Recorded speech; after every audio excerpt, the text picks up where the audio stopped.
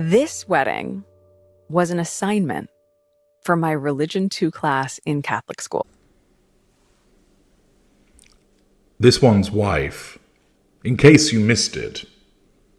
Hello, I'm H.G. Tudor. We're into a new month, and Orban and EU leaders to face off over Ukraine aid. That's the headline that comes from BBC World News. There are also the burning prisons fueled by fast fashion, which are taking place in Asia. Baldwin pleads not guilty to involuntary manslaughter in the US and Canada. India opposition leader is arrested in corruption case. Israelis tell MPs of Hamas sexual violence evidence. The Houthis claim to have scored a hit on a US container ship in the Red Sea. There's an article about injured, hungry and alone, the Gazan children orphaned by war.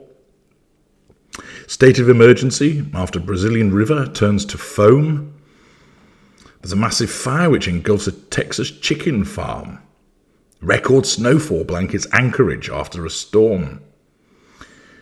All various aspects of the world and the state that it's in at the moment, and more besides. But of course, all of this pales into insignificance. The fate of those in the war between Gaza and Israel, the war that takes place between Russia and Ukraine, that's just a sideshow and distraction. Because after all, what we really need to know about is the subtle change this one's wife made to her face as she plots career comeback. Yes, this is news of moment. This is of sufficient import that the super soaraway son, Chloe Morgan, explains to us, no matter where she goes or what she does, all eyes are always on this one's wife. And last week's glitzy appearance at the premiere of Bob Marley film, One Love, was no exception. Still dining out on that. Prince Harry and this one's wife were snapped, posing for a photo alongside Marlene Malahoo Forte, Jamaica's Minister for Legal and Constitutional Affairs, who last year vowed to sever ties between Jamaica and the monarchy.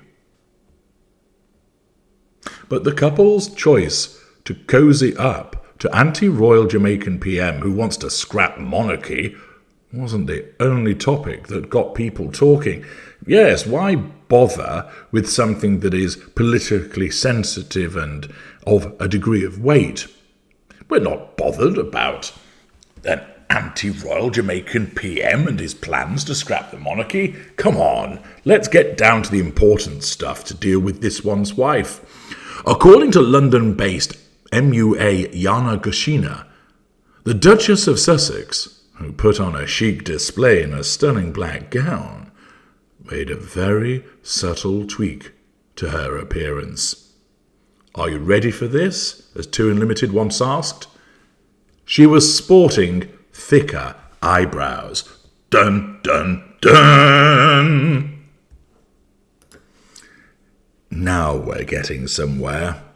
We don't need to be learning about the Houthis firing missiles at ships or the fate of Gazan orphans. That's just mere frippery. We need to get down to the good stuff, the matters that are so important, such as the fact that this one's wife was sporting thicker eyebrows. Go tell everybody that you know. Cause them to listen to this video.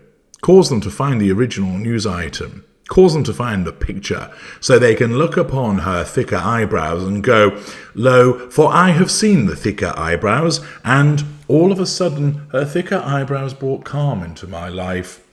It was as if ambrosia had been fed to me, and it soothed my fevered brow. Yes, for I am blessed by the appearance of the thicker eyebrows. My mortgage woes have fallen to one side. My children now will grow up in a stable and peaceful land for knowing that this one's wife has sported thicker eyebrows. The wailing and gnashing of teeth as man fought against man matters not, for the thicker eyebrows have been sported, and there was great rejoicing amongst the people. While she was starring as paralegal Rachel Zane in Suits, she wasn't the star. Like many of us, she jumped on the 90s overplucking trend, when I can safely say there was no overplucking on the Tudor eyebrows, and proudly rocked a much thinner and sparse brow. Fascinating. But more recently, she appears to have adopted fluffier and fuller brows that are thicker and more defined. Well, heavens be praised that we know that she has adopted the fluffier and fuller brows. Let us break out our finest cheeses and wines and celebrate that her brows are thicker and more defined. Let us build monuments to her greatness of her thicker eyebrows. Let it be decreed that each town and city allocates a section of its budget. It doesn't matter that these are constrained financial times. They must find from their budget the money to produce a statue that is placed in a prominent place within the civil domains of the parish or the council's area, within the county or the state, that shows the world, this is this one's wife, and she sporteth the thicker eyebrows. It appears that this one's wife has embraced a fuller eyebrow look, achieved through a technique known as powdering, a form of microblading. Jana, the founder of beauty hotspot Brofique, told Hello magazine. Ombre brows with their gradual colour transition and soft powder finish offer a natural and well-defined appearance.